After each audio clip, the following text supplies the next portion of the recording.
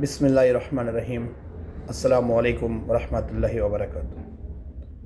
Napoli Asia এজেন্সির পক্ষ থেকে দেশে এবং প্রবাসে সকলকে জানাই আমার আন্তরিক শুভেচ্ছা অভিনন্দন। আজকে একটি ভিডিও নিয়ে আসছি ইটালিতে নাগরিকত্ব সিটিজেনশিপ বা চিত্তাদিনান্সা ইতালিয়ানো আবেদনের বিষয়ে আপনাদের সামনে দুটি কথা তুলে ধরব। বিষয় হলো, যাদের 10 বছরের রেসিডেন্ট পারমিট বৈধ আছে, একদিনও কম থাকতে পারবে না। 10 বছর পর্যন্ত যাদের রেসিডেন্ট হিস্টোরিকা দি রেসিডেন্সা কন্টিনিউ চালু আছে, একমাত্র তারাই চিত্তাদিনান্সা ইতালিয়ানোর জন্য, যেটাকে বলে আমরা লাল পাসপোর্টের জন্য অ্যাপ্লাই করতে পারবো। তো সর্বোপরি সেই ক্ষেত্রে আপনার কী কী ডকুমেন্ট লাগবে? প্রথমে যে জিনিসটা লাগবে, হিস্টোরিকা দি রেসিডেন্সা দি আননি, মানে 10 বছর। 3 বছরের আপনার বাৎসরিক ইনকাম লাগবে, রেদিতো বাকুত 3 বছরের ব্যাকডেট সহ। এবং বাংলাদেশে আপনার থানা এবং আপনার উপজেলা এবং আপনার জেলা থেকে আনতে পারবেন ট্রিব্যুনাল সার্টিফিকেট, যেটাকে বলে পুলিশ ক্লিয়ারেন্স। এরপরে আপনার বার্থ সার্টিফিকেট, যেটা অরিজিনাল জন্ম নিবন্ধন, ইংলিশ অনলাইন কপি অরিজিনাল। যখন আপনি দুইটা রেডি করেছেন, এরপরে ইটালি থেকে আপনার বাংলাদেশ এম্বাসি বরাবর পাঠাতে হবে প্রেমেসি দি সোজোর্নো, রেসিডেন্ট ফটোকপি, কদিশ ফিসকালের ফটোকপি, আপনার পাসপোর্ট যেটা ভ্যালিড আছে পাসপোর্টের ফটোকপি রঙিন করে কালারিং।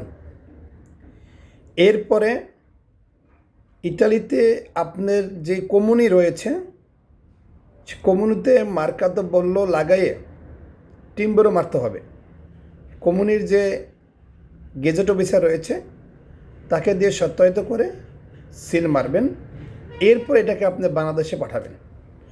তারপরে বাংলাদেশে যে কাগজপত্র আপনি রেডি করেছেন একসাথে ফরেন মিনিস্টার করাবেন, নটারি পাবলিক করাবেন, তারপরে অ্যাম্বাসি বরাবর জমা দেবেন। অ্যাম্বাসিতে অ্যাপয়েন্টমেন্ট নেবেন, জমা দেওয়ার পরে বাংলাদেশে ইটালিয়ান অ্যাম্বাসিতে খেয়াল করে শুনবেন। তারপরে আপনি যখন জমা দিয়ে আসছেন, এরপরে আপনাকে 1.5 থেকে 2 মাসে মাথায় ফোন কল করবে, অথবা আপনার কাগজ রেডি হয়েছে মেসেজে অথবা ইমেলে জানিয়ে দেবে। আপনি সেটা সংগ্রহ করবেন। এরপরে ধাপ হচ্ছে, এগুলা অরিজিনাল কপি আপনি ইটালিতে নিয়ে আসছেন বা নিয়ে আসবেন, কারো মাধ্যমে হোক বা আপনি নিজে যে আনেন। ইটালিতে লাগবে আপনার, যদি কার্তা দি সৌজন্য দিশে আননি অথবা লুঙ্গু পিরিয়ডে যেটা ইনলিমিটাতো সৌজন্য থাকে, সেই ক্ষেত্রে আপনার B1 সার্টিফিকেট লাগবে না। আর যদি আপনার নর্মাল সৌজন্য হয়, যে আপনি প্রতি 2 বছর পর রেনু করেছেন, সেই ক্ষেত্রে আপনার B1 সার্টিফিকেট বাধ্যতামূলক ইন্টারভিউ দিয়ে পরীক্ষা দিয়ে আপনি সংগ্রহ করবেন। তারপর হচ্ছে আপনার ইটালিতে ট্রিব্যুনাল সার্টিফিকেট, যেটাকে বলে পুলিশ ক্লিয়ারেন্স, সংগ্রহ করবে আপনার দক্ষ উকিলের মাধ্যমে কোর্টে থেকে। তারপরে আপনার কন্ট্রাক্টের ফটোকপি, এসচিত্রে মডেলের এটি সাইন করে আনবেন মালিক দিয়ে, মালিকের ডকুমেন্ট সহ।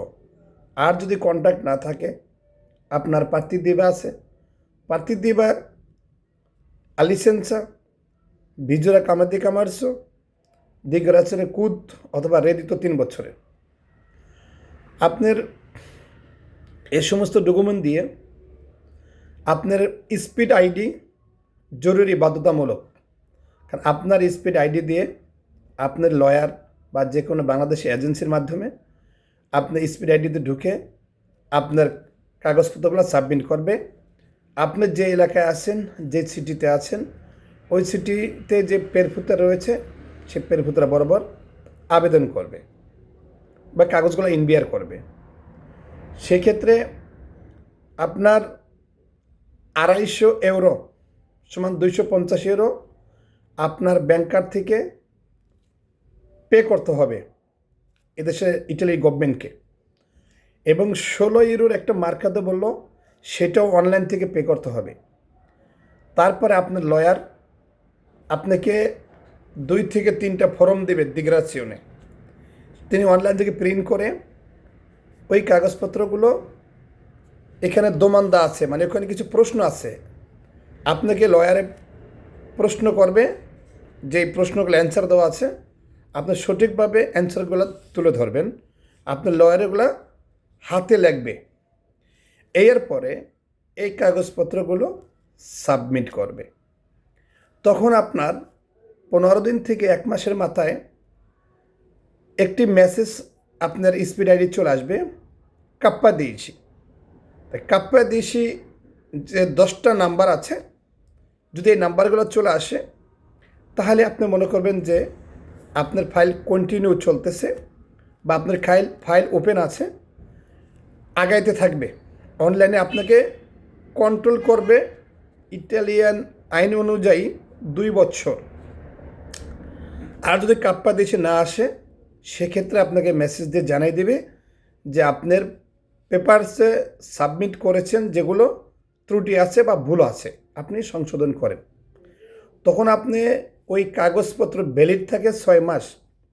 6 মাসের ভিতরে যদি আপনি দ্বিতীয়বার আবারও সাবমিট করেন, নতুন করে ইনবিয়ার করেন, নতুন কোনো কাগজপত্র লাগবে না।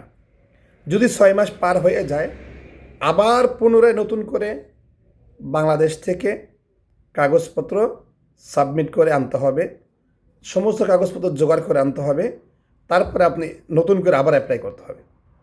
তো বিষয় হলো ভাই, এটা খেয়াল রাখতে হবে, আমরা যারা হিস্টোরিক্যালি রেসিডেন্সা 10 বছরের নিচে আছে আমরা কেউ অ্যাপ্লাই করব না, কারণ আমাদেরকে রিজেক্ট করে দেবে। আর যদি ইটালিতে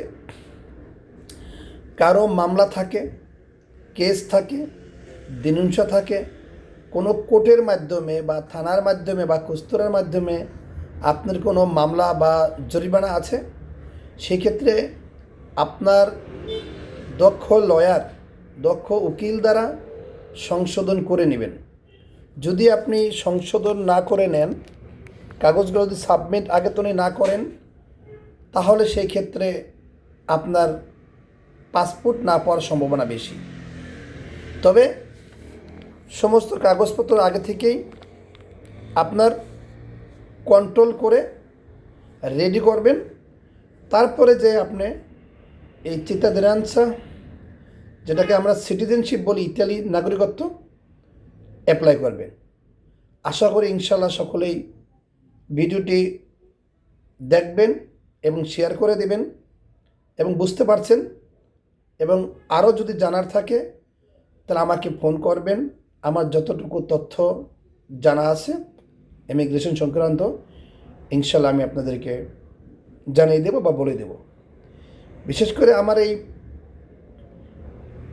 ইউটিউব চ্যানেলটি সাবস্ক্রাইব করবেন, এশিয়া এজেন্সি নাপোলি, এটা আমার ইউটিউব চ্যানেল। আমার একটি পেজ রয়েছে জামাল হোসেন, এই নামে একটি পেজ রয়েছে। তো আশা করি ইনশাল্লাহ সকলেই আমাদের সহযোগিতা করবেন, আমাদের পাশে থাকবেন। এবং আমি ইটালির যে কোনো প্রান্তি থেকে আপনারা আসেন না কেন, আমি নাপোলিতে এশিয়া এজেন্সি পরিচালনা করছি, নাপোলি সেন্টার। আমি কনজেমেন্টো ফ্যামিলিয়ারে ফ্যামিলির ভিসা প্রসেসিং করি, ফ্যামিলির জন্য কাগজপত্র আবেদন করি। ইনশাল্লাহ যোগাযোগ রাখবেন। আসসালামু আলাইকুম রহমতুল্লাহি ওয়া বারাকাতুহু।